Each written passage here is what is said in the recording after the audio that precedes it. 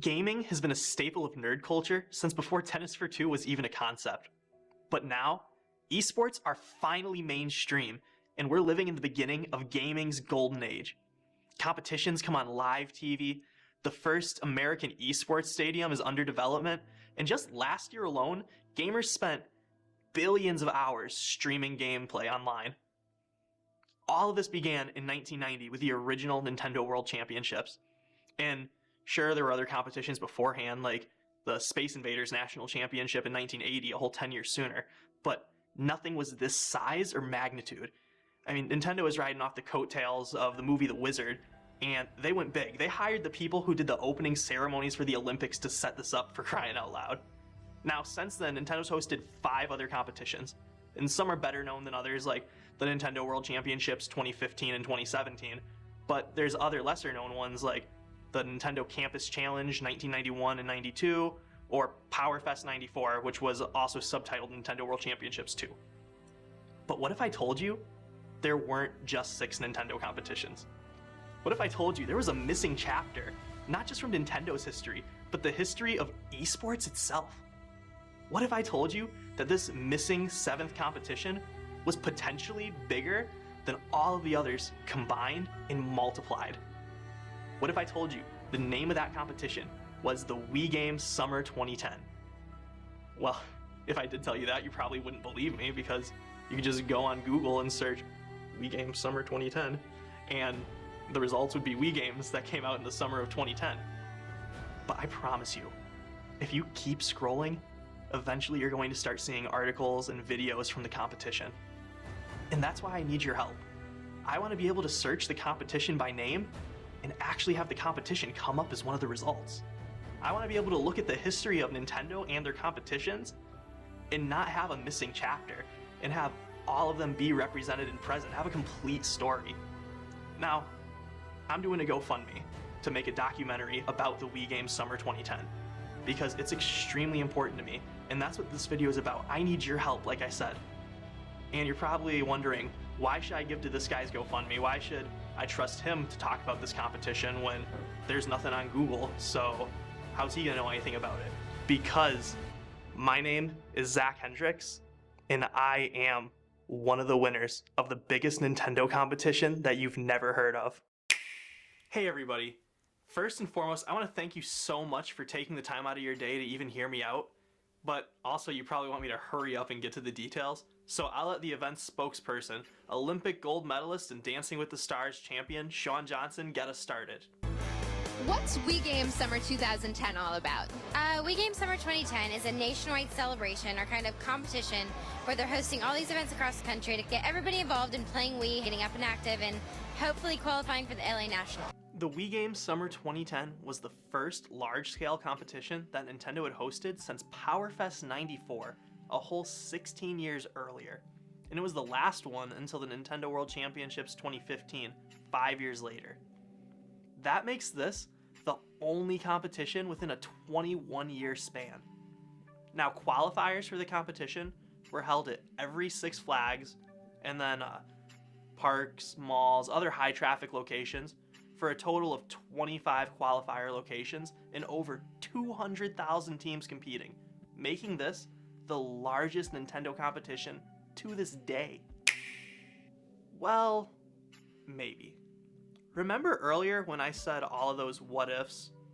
I purposely said that it was potentially bigger than all of the others. I believe that statement is 100% true, so that's why I'm going to continue to say it. But I was talking with Thor, who is one of the original winners from the Nintendo World Championships in 1990, and he said in that one, there were millions of competitors. Now to me, those numbers don't necessarily add up, and yeah, the original had four more locations, and it lasted all the way from March to December. That's a whole 9 months. But it was only 1 location per weekend, whereas in 2010, it might have only been 5 weekends total, but it was multiple events at the same time, and some of them even lasted all 5 weekends. I know mine at Great America lasted all 5 weekends. That makes a total of 1,282.5 hours that the qualifiers were open for 170 unique qualifier days. Now that's between 325 to 470 hours longer than the original World Championships qualifiers were open, and 83 more unique qualifier days.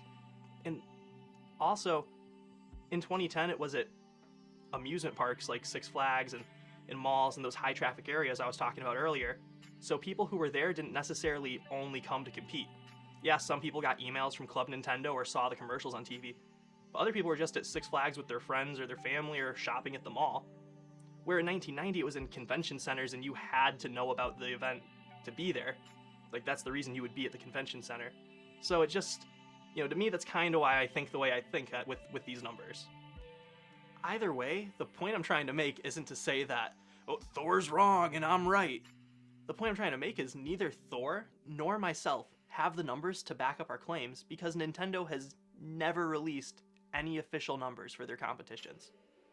The closest they came was before the Nintendo World Championships finals. They showed a little recap video that went over the previous World Championships. And in there they said, tens of thousands of people came and competed for the 1990 event.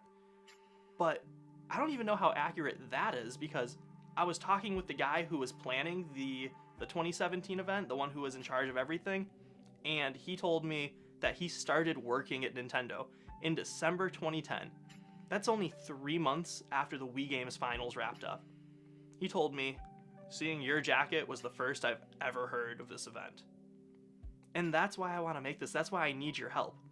I want to get answers from the people who know what they're talking about. I want to be able to reach out and actually have someone answer back. I went to the 2017 Nintendo World Championships qualifiers, and when I was there, I met a guy named Chris Bidwell. And Chris was a qualifier. He was a finalist, actually, for 2015's Nintendo World Championships. But also, he's working on an eSports competitions almanac. So he knows all of these obscure competitions that you've never heard of that maybe have 200 people at the max from 1986. I don't know, I'm not the one writing the almanac. But either way, he asked about my jacket just like everyone else was. He's like, yeah, I see it says National Championships, I see it says Wii Finals, what was this thing? And I explained what the Wii Games Summer 2010 was, and he's looking at me in shock, and he's like, I have never heard about this. I'm not trying to be disrespectful. I was like, no, dude, I'm used to it. But the guy who's an expert in this stuff has never heard of it. And then right after that, I hear everybody talking about, oh my gosh, John Numbers just qualified again. And for those of you who don't know, John Numbers won the 2015 event. So he now is qualified to become a finalist for 2017, which is awesome. I watch his Twitch sometimes. He streams Puyo Puyo Tetris. He's super fun to watch. Go check him out if you haven't seen him. But my point is, it hurt a ton to hear everyone like, what, he made it again? Just because everybody knows the name of somebody who won an event. Not just the event. It's not just like people heard about 2015. They know the name of the winner, but they don't even know 2010 exists. And that's what hurts. Like, it really does. This is one of the biggest things in my life. But I want people to know. I don't care about people knowing Zach Hendricks was the teen category winner with his best friend Frank Nguyen. I just want people to know about the Wii Games Summer 2010. So I was exploring my avenues, trying to figure out what to do. And then I saw a video on YouTube.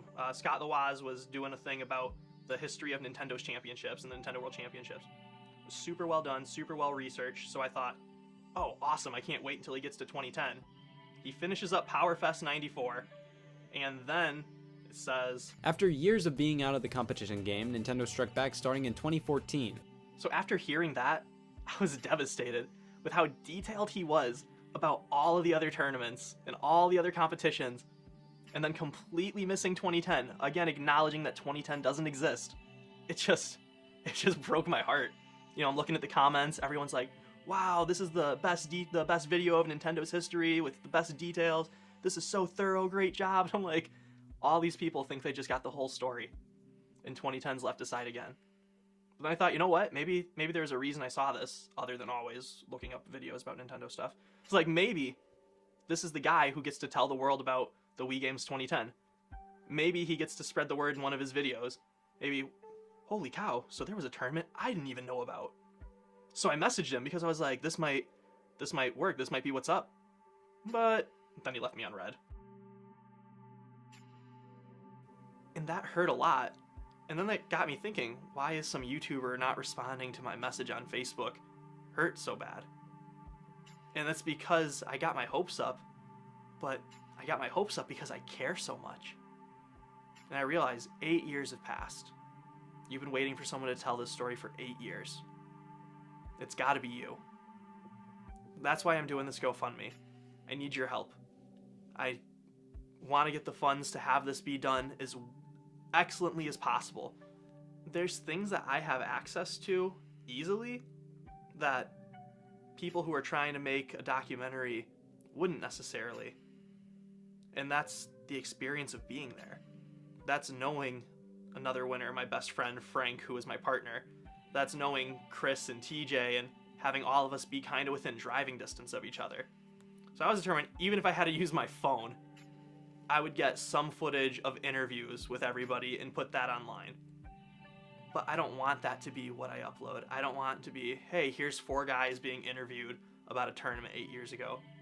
I want to be able to travel and see people who got in second place in different categories and see who got third place, maybe didn't place at all but still competed, people who were there for the media, people who have their own stories. I want it to be told.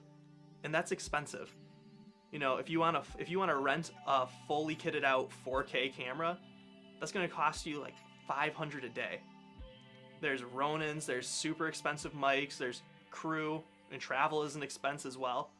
So anything you can contribute would mean the absolute world to me, because like I said in the beginning, I really don't think there's anyone in the whole world who cares about this more than I do. I would like to thank you so much for watching this video, and if you even thought about contributing, I want to thank you for that too. My name's Zach Hendricks, and I'm super excited for the world to finally hear the story of the Wii Games Summer 2010.